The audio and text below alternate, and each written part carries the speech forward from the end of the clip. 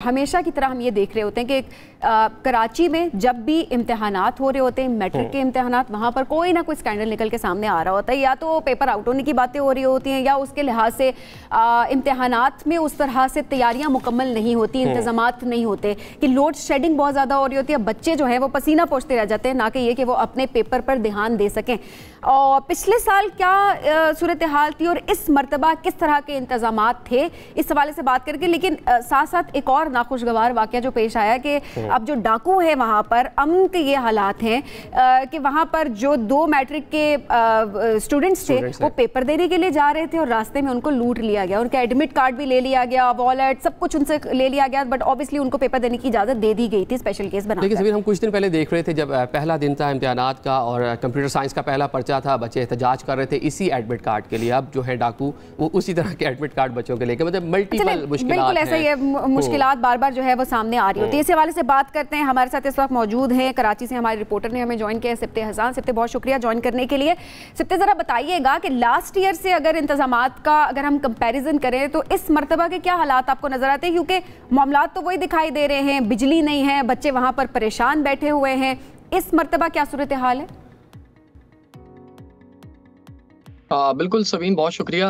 दरअसल मसला वही है कि हर साल की तरह बातें बड़ी की जाती हैं, दावे बड़े किए जाते हैं कि बोर्ड इंतजामिया ने तमाम मामलात सेट कर दिए हैं। अच्छा, उसमें कुछ चीज़ों में तो बोर्ड इंतजामिया खुद ही कह देती है कि हमारा तो इससे ताल्लुक ही नहीं है, हमने एक खत लिख दिया कि इलेक्ट्रिक को या हुकाम बाला को, उनका काम है ये कराना। जैसे कि दफ़ा 144 नाफिज की गई है, जो जितने भी इम्तिहानी मराकज़ हैं उसमें किसी गैर मुतल्लिका अफराद को आने की, साथ ही मोबाइल फ़ोन इस्तेमाल की इजाज़त नहीं है।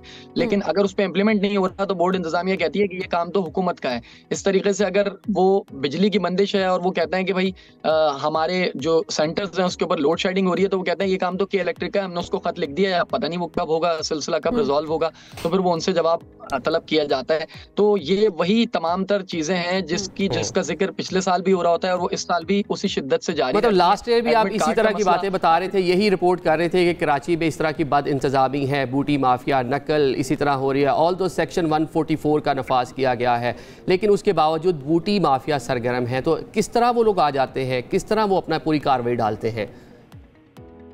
बिल्कुल आदिल, मैं बिल्कुल अभी रिसेंट आपको बता रहा हूँ। अभी हमने कुछ देर पहले खबर दी है और वो आपके मॉर्निंग शो में मैं बताना चाहूँगा कि इस वक्त जो कराची का इब्राहिम अली भाई स्कूल है महमूदाबाद का, वहाँ पर पेपर स्टार्ट नहीं हुआ है। और उसकी एक बड़ी वजह यह है कि वो जो सेंटर है उसमें मुसलसल 2 रोज से चिटिंग हो रही थी और मोबाइल फोन पर बच्चे बाकायदा बड़ी आसानी से वहाँ पेपर कॉपी भी कर रहे थे। आज हुआ ये कि कुछ बर वक्त जो है वो मीडिया जो है वहाँ पहुंचा, तो उसकी वजह से उन लोगों ने उस जो चीटिंग का सेशन है उसको रोककर वहाँ पर ये शो कर दिया कि अभी तो पेपर स्टार्ट ही नहीं हुआ। और ऐसी बदनज़मी है कि ऐसा लग रहा है कि बच्चे वहाँ पिकनिक मना रहे हैं, गैर मुताल्लिका अफराद। 9:30 बजे पेपर स्टार्ट होता है, 10 बजे तक जो वहाँ जो लोग हैं, वहाँ जो अमला है वो बेयारो मददगार इधर से उधर फिर रहा है। कुछ एक्स्ट्रा बच्चे दूसरे सेंटर से लाकर वहाँ खड़े कर दिए गए हैं कि इनका भी पेपर यही होगा, हालांकि उस सेंटर के अंदर उनकी जगह ही नहीं है। तो ये जो नकल माफिया है इसके भी बड़े तरीकेकार हैं कि किस जगह पर बच्चों को ले जाया जाए कि जहाँ ज्यादा से ज्यादा चिटिंग हो रही है वहाँ पर। ऐसे में ये मामला जाहिर है आप लोगों तक तो पहुंचा है, अब हम तक भी जाहिर है पहुंच चुका है, लेकिन इंतजामिया तक पहुंचा है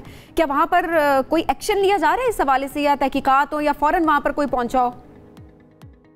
नहीं, बिल्कुल ऐसा नहीं है, क्योंकि बोर्ड इंतजामिया को जब ये वाक़या हुआ था उसके फौरी कुछ ही देर बाद मैंने बोर्ड इंतजामिया को ये मैसेज भी किया कि ऐसा ऐसा इस स्कूल के अंदर हो रहा है।